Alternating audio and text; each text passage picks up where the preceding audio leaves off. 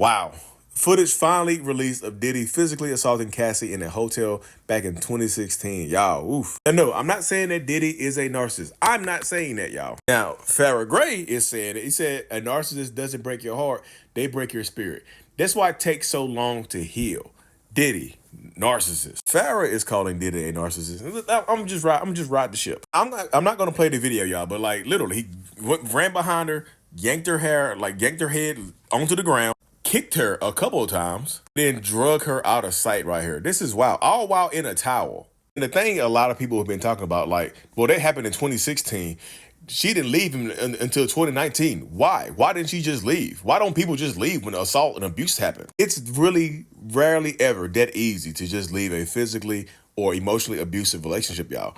The abusive wounds dig deep into your body, into your mind, into your soul. And a lot of times people are scared. If he's doing this in a public setting, in a public building where cameras are, what is he doing to her behind the scenes?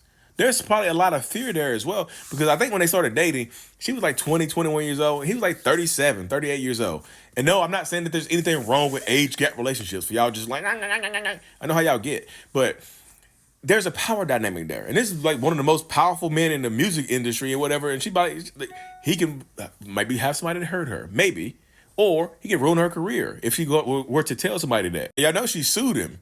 And then that lawsuit got settled so fast, and people were like, well, he just settled it fast because he just didn't want his name out there. He got better things to do. He got a business to run. Y'all, there will always be somebody to support a toxic, abusive, narcissistic person. There are always going to be flying monkeys for people who don't believe the victims in these situations. If you find this video on Twitter, you will also find a lot of other stuff. Like this video right here, like corroborates a lot of the stuff that she had in her lawsuit.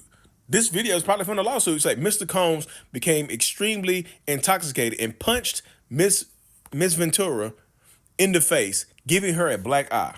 It says after he fell asleep, Miss Ventura tried to leave the hotel room. As she exited, Mr. Combs awoke and began screaming at Miss Ventura. He followed her into the hallway of the hotel while yelling at her. He grabbed her and took glass vases in the hallway and threw them at her. The video is all over Twitter showing him chasing her down the hallway, pulling her, kicking her a couple times, and then dragging her out of sight. And yeah, she stayed 3 years after that, 2 or 3 years after that, y'all, because it's hard to leave toxic relationships.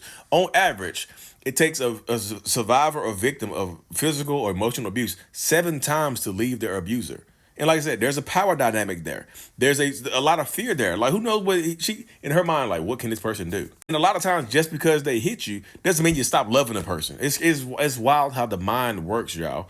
It's wild how the mind works, especially a younger mind. And this is not me trying to blame her in any way, shape, or form, y'all, because y'all know my page is not about that. My page is talking about narcissistic people, abusive relationships and whatnot. Bully, why did she come forward sooner? But I just feel like, what did she do? Like, Diddy, he got too much to lose. Why would he do that? What did she do to him? No, I didn't make that up. People say that. What did she do or say to him to make him so angry?